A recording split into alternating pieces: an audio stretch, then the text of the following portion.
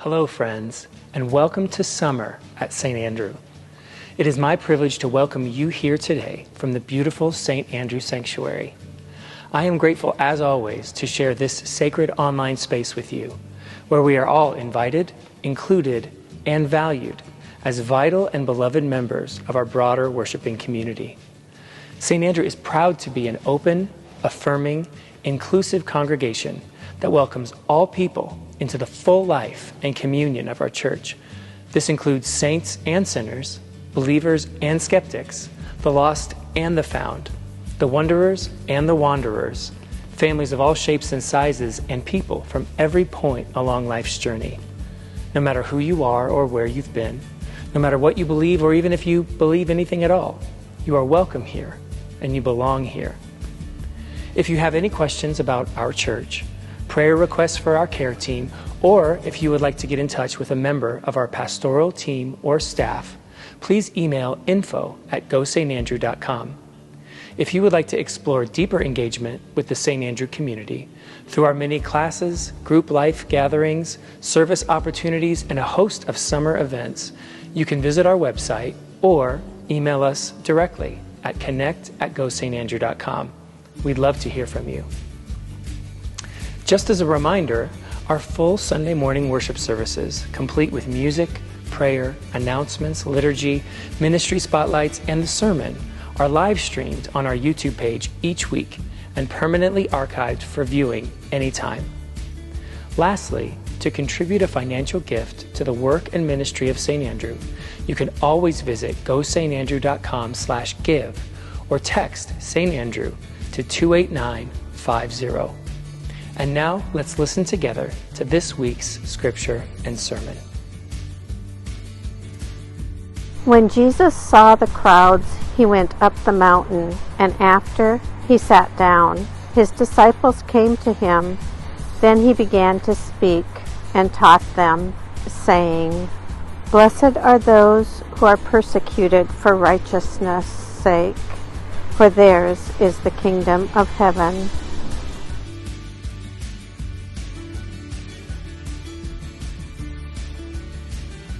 Friends, here we are again, the Beatitudes.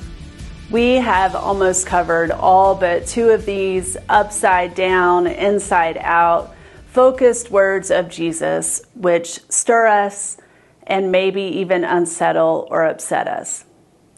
Now, you may be tired of hearing about these 9 supposed blessings. I get it. I have a friend, my childhood best friend. Our mothers were best friends. We even share the same birthday, but she's a year older. By training, Jenny is an engineer, and I love her for it. Between us, our joke is that I do feelings and she does calculus. For many years now, we have shared Thanksgiving holidays together. She takes over my kitchen, turns it into a chemistry lab with all sorts of aromas, and plans a schedule for cooking food based on the need of increasing oven temperatures.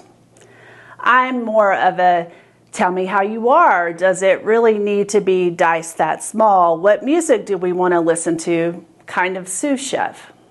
Think of it as pastoral meets practical. It works. Anyway, we were together one year at Thanksgiving.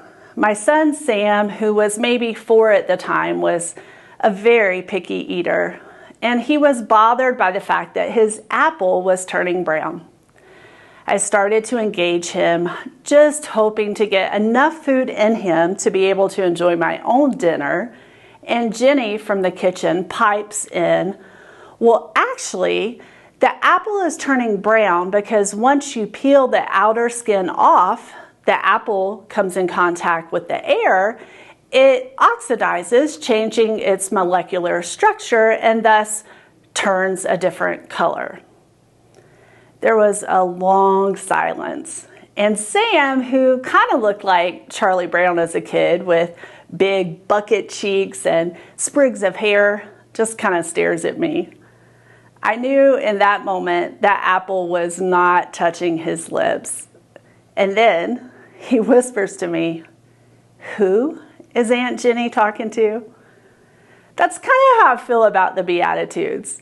We hear the Beatitudes over and over and over and wonder, is Jesus talking to me?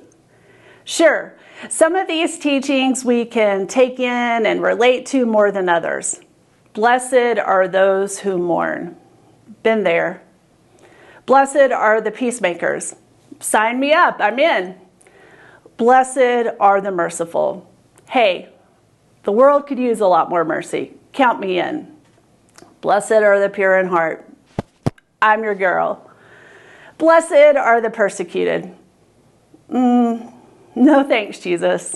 Not for me. I'll pass. I'm good. This one, It's no mistake that the Beatitudes take high priority in the Gospel of Matthew. Some would even describe the Beatitudes and the entire Sermon on the Mount found in the Gospel to be a daring act of protest against the current order. And yet, they still have stood the test of time across centuries, serving as a foundational source for Christian ethics and a guide for religious and moral leaders from John Wesley to Gandhi to Dorothy Day. And yet there is still something for us, for you and me here today too. Today's verse is in the present tense and stands in contrast to the other blessings apart from the first beatitude. For the poor in spirit and the persecuted, there is indeed good news, which is the kingdom of heaven is not only near, but it is breaking into the world with the words and work of Jesus.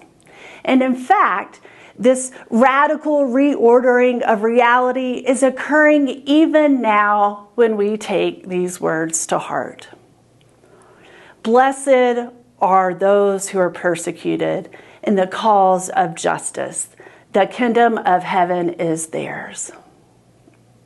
The Beatitudes, even though they build on one another, are not simply like a paint-by-number theological reveal of a world beyond this one, a world marked by blessings and rewards, but rather Jesus is speaking to us in current time and reality.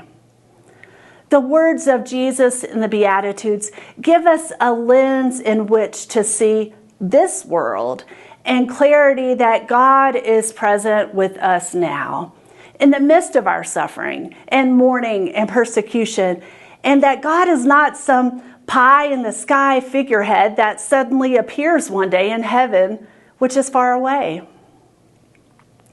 The gospel writer in Matthew is speaking to an oppressed people in the early church, trying to offer comfort and assurance that the presence of God is among those who are suffering.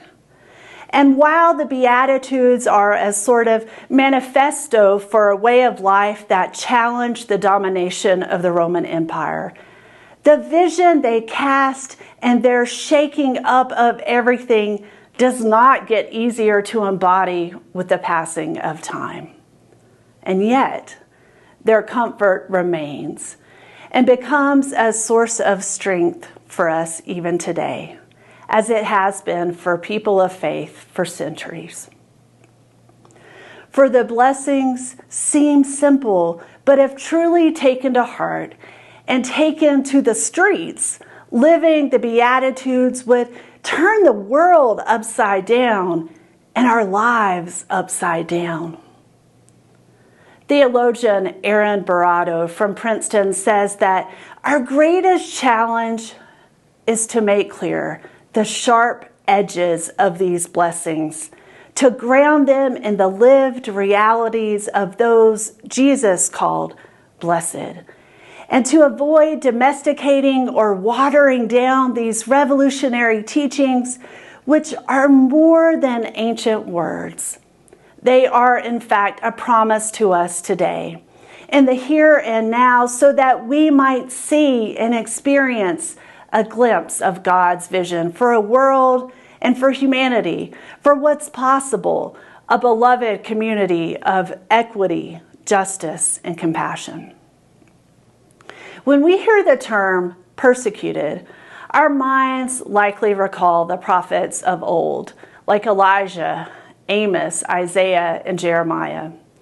In this context, Jesus' words are not new so much as they are deeply rooted in God's ancient promises, an earlier vision that Moses shared on Mount Sinai. And if you haven't guessed, the mountain, both for Moses and Jesus, is a liminal space where humanity and the divine communicate, a place for instruction where the heavens and earth meet.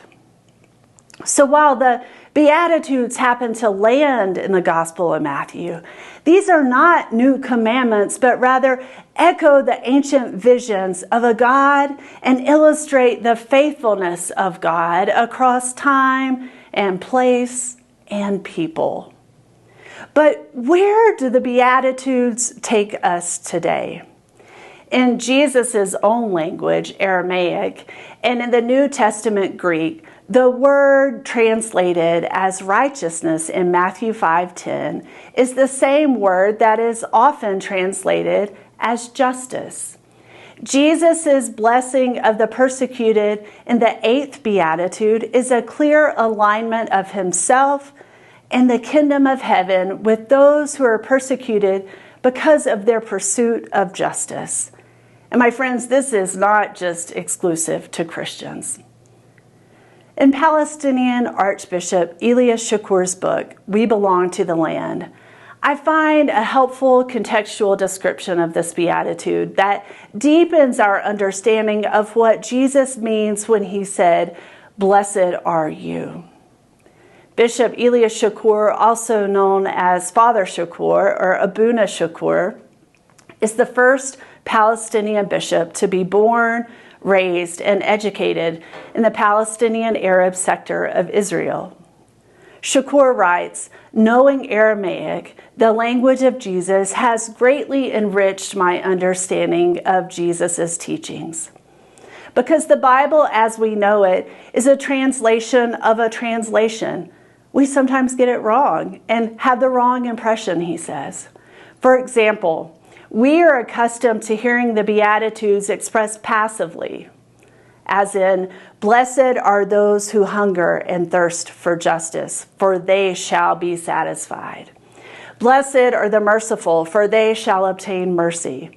Blessed are the pure in heart, for they shall see God. Blessed are the peacemakers, for they shall be called children of God." You see, the word blessed is a translation of the word makare used in Greek in the New Testament. However, when you look further back into Jesus' Aramaic, you find that the original word was ashrei from the verb yashar. Ashrei does not have all this passive quality to it at all. Instead, it means to set yourself on the right way for the right goal, to turn around. Shakur states, "How could I go to a persecuted young man in a Palestinian refugee camp, for example, and say, 'Blessed are those who mourn, for they shall be comforted,' or 'Blessed are those who are persecuted for the sake of justice, for theirs is the kingdom of heaven'? That young man would revile me," he says, saying, "Neither I nor my God understand his plight." And he would be right. In the Aramaic, the words translate to this: "Get up, go ahead, do something, move, you who are hungry and thirsty for justice, for you shall be satisfied. Get up, go ahead, do something, move, you who are peacemakers, for you shall be called children of God." This reflects Jesus' words and teaching much more accurately. You can almost hear Jesus saying, Shakur says, "Get your hands dirty to build a just society for human beings. Otherwise, others will torture and murder the poor, the voiceless, and the powerless."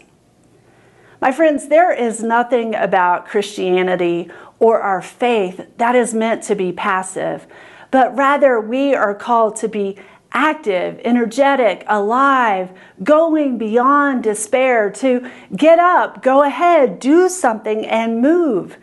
This is what Jesus is saying to his disciples and is saying to us.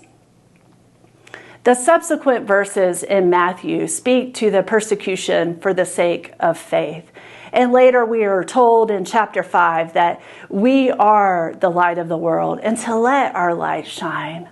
Now, some would skip over verse 10, blessed are those who are persecuted for righteousness' sake, and make it only about an individual experience of persecution.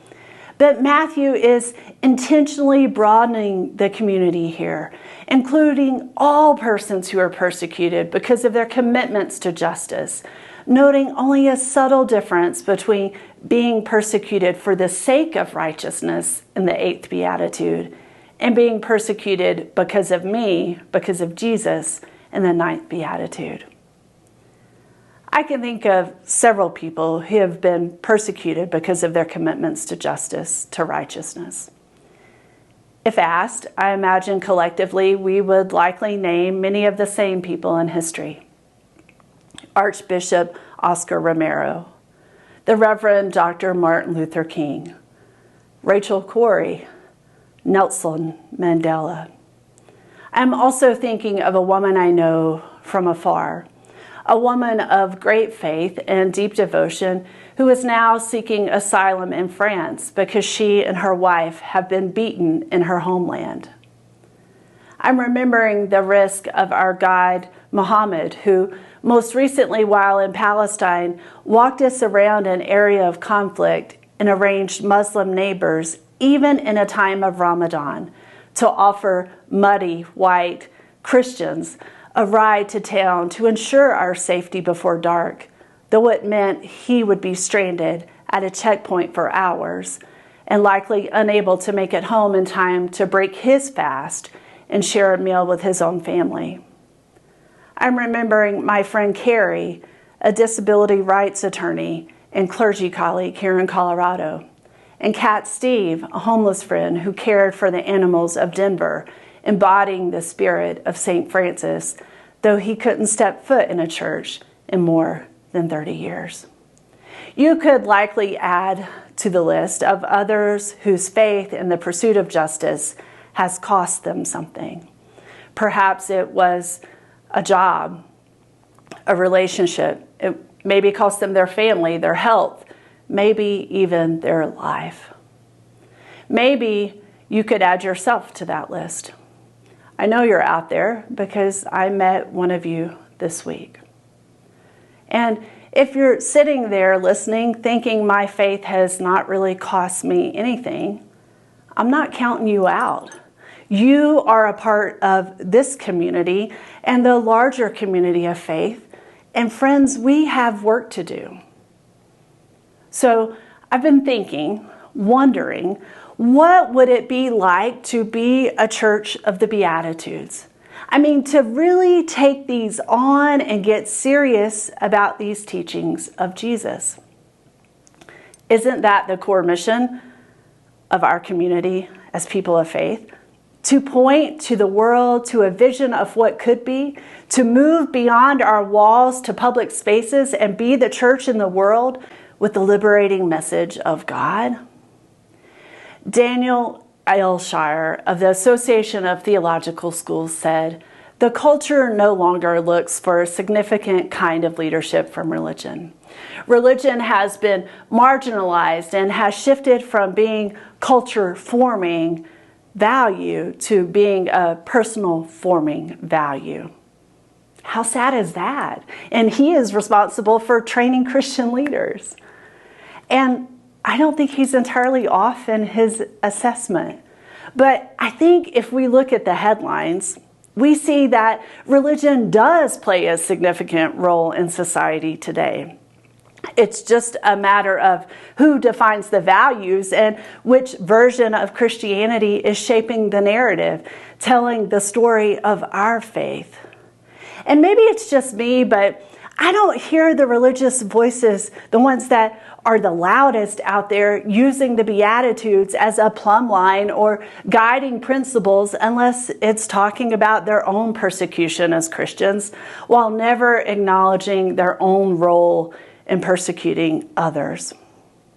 But really, what would a faith, a Christianity known for the Beatitudes even look like, sound like?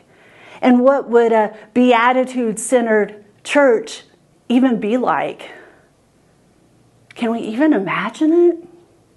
But isn't that partly why we draw strength and courage from those who have gone before us, even though persecuted and pursued for their acts of justice? It is because of their faith and clarity of vision, because they could see the world as it could be beyond the jaded world as it is, and truly act as if it were possible to radically transform the world, even if it meant they were seeking justice that they themselves would never see or benefit from. Isn't that why we learn their stories? I wonder how our collective work might affect change in the world if we lived into and lived out of the Beatitudes. But full disclaimer here, it's going to cost us. Persecution aside, looking at the Beatitudes, if I'm honest, there is something about pursuing justice that seems easier than living lives of faith that challenge the status quo and engage people in real transformational work, which is really at the heart of all the Beatitudes. Maybe that's why Jesus saved the blessed or the persecuted for the last Beatitude as kind of a way to build up our moral courage. The late great pot stirrer or preacher, William Sloane Coffin of Riverside Church in New York City, had something to say about this, specifically to churches and congregations as they were considering their mission in the world. He said, "We are called on not to mirror, but to challenge culture, not to sustain, but to upend the status quo. And if that to some sounds overly bold, isn't it true that God is always beckoning us towards horizons we aren't sure we want to reach?" Friends, as we wrap up this sermon series with the final sermon next week, Blessed are the Peacemakers, I want to be clear that this message of the Beatitudes isn't just limited to the here and now or the Sermon on the Mount, but is really central to the heart of the gospel. It's foundational to our faith.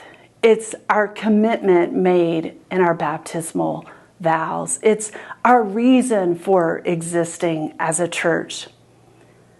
So, yes, to that Galilean ragtag group of people on the margins in the first century, on the hillside that day with Jesus, these Beatitudes meant something different then to those of us now who live with so much privilege. But to refugees fleeing violence, to the poor who know the ache of empty stomachs, and to those who have been stripped of their families, their livelihoods, who flee to live freely, seeking to be faithful, Jesus speaks directly to them, to all who suffer, and makes these promises. In fact, it is often the ones searching for justice that are the most present to the kingdom of God in the here and now, because all they have is the present moment. The question remains, though, will we echo these promises, not just with our words, but respond with our very lives? I hope you'll join me in considering taking on a ministry, a witness grounded in the Beatitudes, and taking one step closer in bringing the kingdom of God into the here and now. Our takeaways for today are this. The Beatitudes are clear. God is tangibly present in the midst of suffering, mourning, and persecution. And there is nothing about Christianity or our faith that is meant to be passive, but rather we are called to be active, energetic, alive, going beyond despair, to get up, go ahead, and do something and move. And yes, a life, a church, grounded in the Beatitudes will come with some cost, but when taken to heart, it is the blessing of the Beatitudes that becomes transformational and foundational to the core of our faith. May it be so, and take good care.